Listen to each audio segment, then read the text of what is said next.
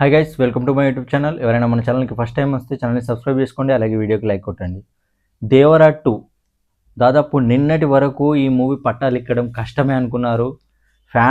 ఫ్యాన్స్తో పాటు చాలామంది అనుకున్నారు, న్యూట్రల్ ఫ్యాన్స్ అండ్ వేరే హీరో ఫ్యాన్స్ అయినా అండ్ మూవీస్ని ఇష్టపడే వాళ్ళందరూ కూడా దేవరా 2 ఉండడం కష్టమే అనుకున్నారు. దానికి కారణం ఏంటంటే ఫస్ట్ ఇప్పుడు ఎన్టీఆర్ నీల్ ప్రాజెక్ట్ నడుస్తుందిగా ఎన్టీఆర్ది.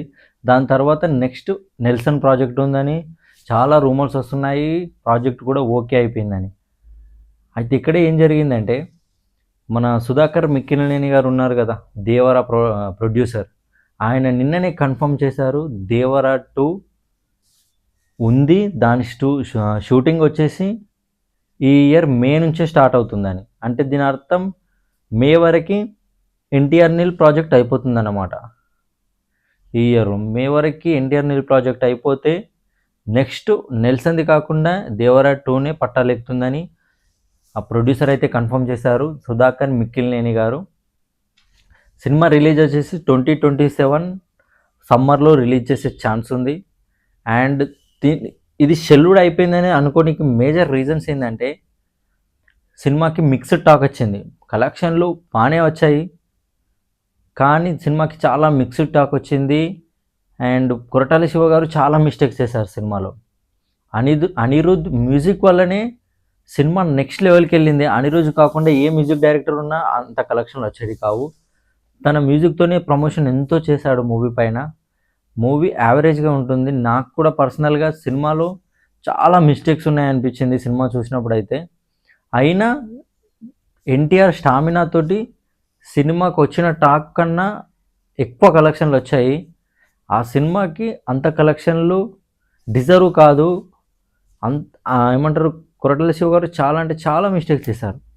ఆ సినిమాకి హెల్ప్ అయింది ఇద్దరు, ఒకరు ఎన్టీఆర్ గారి స్టామినా అండ్ నెక్స్ట్ అనిరుద్ తన మ్యూజిక్తో పేకాట ఆడారు సినిమాతో మాత్రం.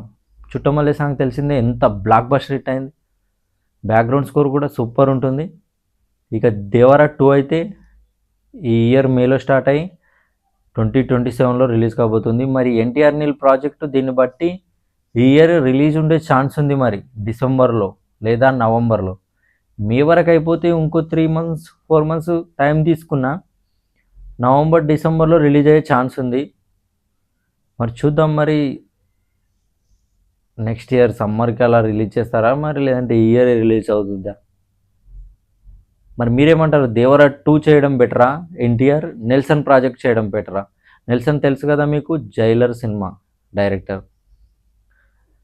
మరి దేవరా 2 అయితే బెటరా, నెల్సన్ అయితే ఏది ఎన్టీఆర్ గారికి కెరీర్ పరంగా హెల్ప్ అవుతుంది అనుకుంటున్నారో కామెంట్ చేయండి.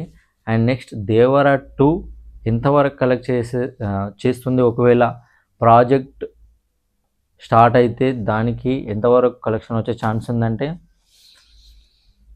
ఇప్పుడు దేవరా 1 దాదాపు 500 crores ఏమో కలెక్ట్ చేసింది మొత్తం ఓవరాల్ వరల్డ్ వైడ్గా. దేవరా 2లో ఖచ్చితంగా ఏవైతే ఫస్ట్ పార్ట్లో మిస్టేక్స్ చేశారో, అంటే మిస్టేక్స్ కూడా అవన్నీ చాలా చిన్న సిల్లీ మిస్టేక్స్ ఉంటాయి. ఆ సిల్లీ మిస్టేక్స్ని తీసేస్తే సినిమా పార్ట్ 2 అవన్నీ మంచిగా సరిదిద్దుకొని చేస్తే మాత్రం ఒక 800-900 crores ఖచ్చితంగా వస్తాయి సినిమాకి. హిందీలో క్లిక్ అయితే మాత్రం 800-900 crores ఈజీగా వచ్చేస్తాయి. అదంతా కొరటాల శివ గారి మీదనే ఆధారపడి ఉంది. ఆయన దేవర తర్వాత ఇప్పటి వరకు ఏ ప్రాజెక్ట్ను ముట్టుకోలేదు.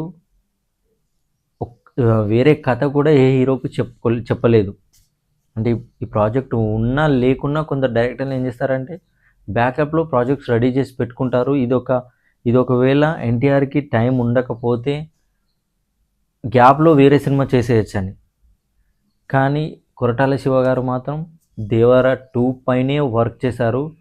దాదాపు 2024 ఆగస్టులోనేమో రిలీజ్ అయింది. ఆగస్టు 27కి, ఆగస్ట్ 15కి రిలీజ్ అయింది.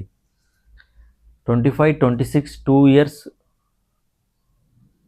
ఆల్మోస్ట్ 2 years దానిపైనే వర్క్ చేసి ఉన్నారు ఆయన. మరి చూద్దాం పట్టాలు ఎక్కితే ఎలాంటి రిజల్ట్తో వస్తారో. మరి ఆ సినిమా ఎంతవరకు కలెక్ట్ చేసే ఛాన్స్ ఉంది, హిట్ అవుతుంది అనుకుంటున్నారా, ఫ్లాప్ అవుతుంది అనుకుంటున్నారా, కొరటాల శివకు అంత సీన్ ఉందా లేదా కామెంట్ చేయండి. Thank you.